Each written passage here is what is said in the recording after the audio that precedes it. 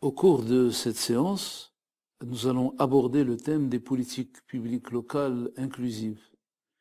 Nous allons en premier lieu nous arrêter quelques instants sur les notions clés de ces politiques publiques locales inclusives, ou plus précisément sur les principales séquences de leur vie.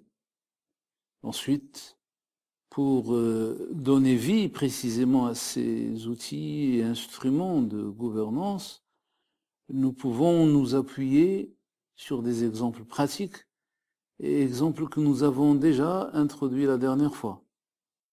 Alors sur les outils et instruments de gouvernance des politiques publiques, il s'agit aussi bien d'étudier le cadre légal que les autres outils et instruments de gouvernance au plan de leur élaboration, de leur réalisation, d'étudier aussi des outils comme par exemple la concertation, les moyens nécessaires pour influencer les politiques publiques locales.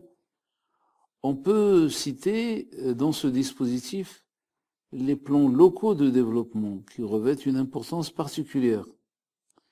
Il s'agit ici de connaître les approches pratiques pour inciter les acteurs publics et associatifs à se concerter et à coordonner leurs efforts. Et il faut dire que le cycle des politiques publiques locales diffère peu de celui des politiques publiques nationales. Il se décline en plusieurs séquences. La première concerne le circuit par lequel un enjeu devient l'objet d'un intérêt public. Il s'agit de la définition du problème à résoudre.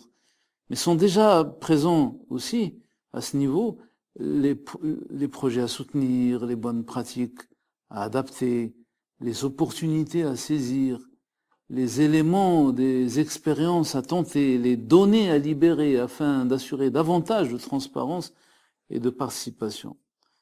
L'établissement d'un diagnostic est déjà à l'ordre du jour à ce stade. L'expression des besoins, la collecte et l'analyse des données, l'introduction, voire l'inscription formelle dans l'agenda local. La seconde séquence est celle de l'élaboration de la politique publique. Elle comporte deux phases distinctes, celle de la prospection des solutions, puis celle du choix d'une solution. La première, l'élaboration commence par une prospection des solutions. Ce second moment est celui de la compréhension de la situation et de ses enjeux, et des idées à mettre en relief. Il s'agit de proposer des réponses, de concevoir différents scénarios possibles, de fixer des objectifs, de définir les résultats attendus en déterminant les activités et les livrables. Cette seconde séquence est consacrée par une deuxième phase qui est celle du choix de la solution, sa validation, son approbation, jusqu'à sa programmation et même jusqu'à sa validation budgétaire. C'est la seconde, donc la recherche de la solution. Troisième séquence, cela concerne le passage à l'acte, la mise en œuvre. Ça consiste dans la concrétisation de la solution choisie.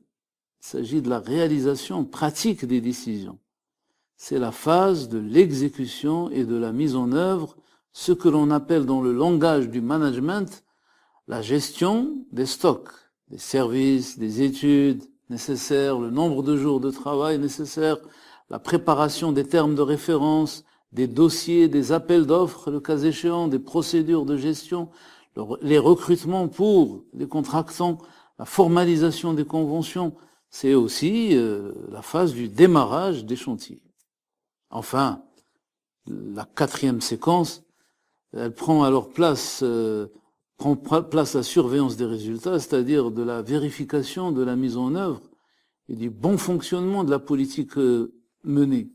Cela nécessite l'élaboration d'un système de suivi visant à établir l'état d'avancement des activités et aussi à gérer les dimensions financières. Cela peut aller jusqu'à la mise en place d'indicateurs de suivi, d'un système de collecte, d'organisation et de traitement de l'information.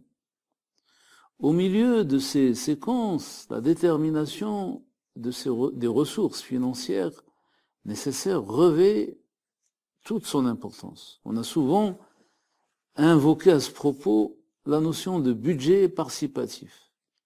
Mais plutôt que de budget participatif, il a été plus question dans les 3 pays de budget citoyen, c'est-à-dire une sorte de vulgarisation du budget, ce qui signifie simplement le fait de vouloir rendre plus facile la lecture d'un budget. Dans d'autres contrées, le budget participatif a fait son apparition au niveau local. La population participe à la budgétisation au niveau d'une partie de la répartition des ressources, jamais de la totalité. Ou des secteurs comme par exemple les secteurs sociaux. Au Maghreb, ces pratiques commencent à peine à voir le jour.